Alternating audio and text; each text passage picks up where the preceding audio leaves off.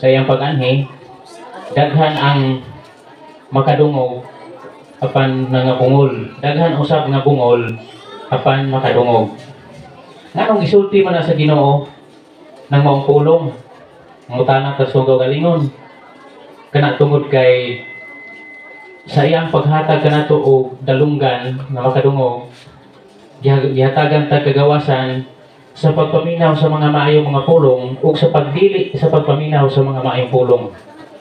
Nya ra ba ang atong dalunggan kung makadungog og mga pulong nga sa gawas nga kanang gitawag og daghan kayo nga mga nindot kayo mga tabi istorya, kana sagad may atong nindot kayong paminawon. Apan ang pulong sa Ginoo, kung angayan uta nga angayan jud nga paminawon nga may makahatag og kaluwasan sa tawo, murang makatarunganon gid kayo ang Ginoo nga mihatag kanato pandungog.